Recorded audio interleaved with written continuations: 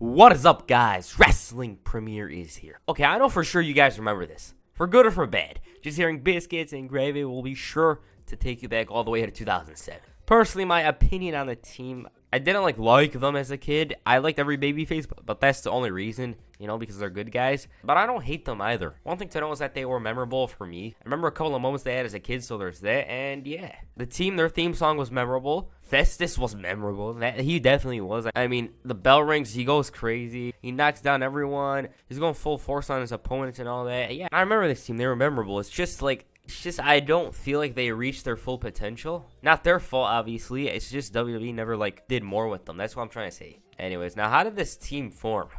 Okay, here it is. Jesse, Ray Gordy, he was a second-generation wrestler. He was the son of the late Terry Gordy, Freebirds. And since WWE loves second- or third-gen wrestlers, they signed him. Down in Deep South, Ray Gordy developed a rap character by the name of Ray Jeezy. And yes, he was based on the rapper Jeezy. I love it, that guy. As for Festus, he initially applied for Tough Enough but was unsuccessful. Despite this, WWE liked him and signed him to a developmental contract. As you may know, he was the Imposter Kane for a couple of weeks, and there was a possibility that Gallows was going to replace Kane, but it never came to fruition. WWE instead asked for something else. In an interview, Lou Gallows elaborated on the creation of Festus. Here are his words, quote for quote. I was 23 years old, and basically they told me to kind of get out of shape, and this was the character they had for me, Gallows said. Originally, we were going to be hillbillies. I mean, how far is this hillbilly thing going to be able to go? We're getting ready to debut. We're in the ring saying we're going to do this, this, and this. It's like 20 minutes before doors, and they go, Vince McMahon wants you guys in his office. Are we getting fired already? So we go in the office, and Vince is literally like, hey, big man, can you do this?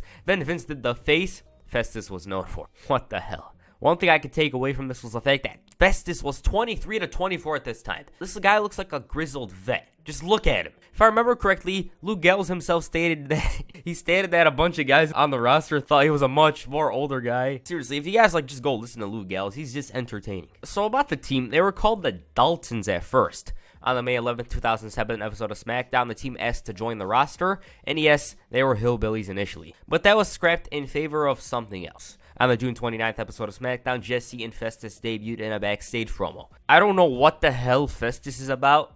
Once he debuted, I don't know why he just had a plain face like this. It was confusing. Also, Jesse was Festus's caretaker, I assume. He was doing all the speaking while Festus, he had the look on his face that Jesse describes as whatever. For example, that's the look of a navigational wizard. That's the look of a Justin Timberlake fan. Whatever. We got to learn a lot about Jesse, whereas Festus, apparently he's a ladies' man. Jesse was continuously discussing a bunch of topics for several weeks, and I should note that he isn't a very big fan of Dr. Dusty Williams. On the October 5th, 2007 episode of SmackDown, they finally made their in-ring debut. All we knew at this point was that Festus goes crazy once the bell rings, and Jesse was completely right. Festus absolutely obliterated the jobbers. Jesse showcased his talents, and all JBL could take away from this was the fact that Festus turns into a completely different person once the bell rings. The jobbers, they got too much offense in on Jesse, but it was building up to the tag. Right when Festus entered, it was a totally different story. He hit this move, and after the bell rang, Festus's demeanor took a 180 turn.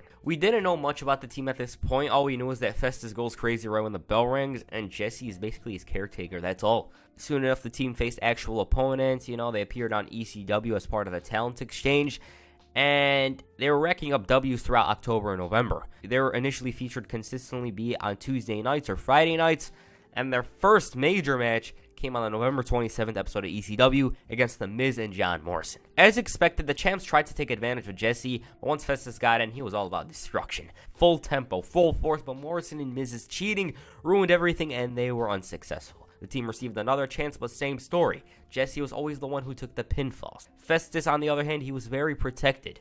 Soon enough, Jesse actually acknowledged the two sides of his tag team partner, and he realized that they have a problem on their hands. Festus's behavior. So he got help. Afterwards, the mood disorder was fixed, I guess. Jesse was claiming it was cured, but I see nothing's changed. And if anything, it's gotten worse, or in Jesse's eyes, better, because Festus is more aggressive. After going unbeaten in 7 consecutive matches, the duo finally got their chance at Tag Team Gold on the March 21st, 2008 episode of SmackDown. The heels garnered heat, took advantage of Jesse, while Festus, right when he entered the match, he was fresh. The crowd was cheering, some of them. He was throwing around Miz and Morrison, and they almost won the titles. Unfortunately, Festus got thrown over the top rope, and Miz took advantage to hit a reality check on Jesse to retain the gold. They always came up short against The Miz and Morrison. After this, Festus actually main evented SmackDown a couple of weeks later. He went one-on-one with The Undertaker. Jesse himself was stressed even more so than Festus, and apparently the guy wasn't prepared. He didn't know who he was going up against. That's who Festus was. His character, he was unaware of his opponent. All he does is fight. That's it. Right when the bell rings, he goes in there. All he knows is that Jesse is his friend. That's all. Taker got the jobber treatment with no entrance, and the match itself wasn't bad.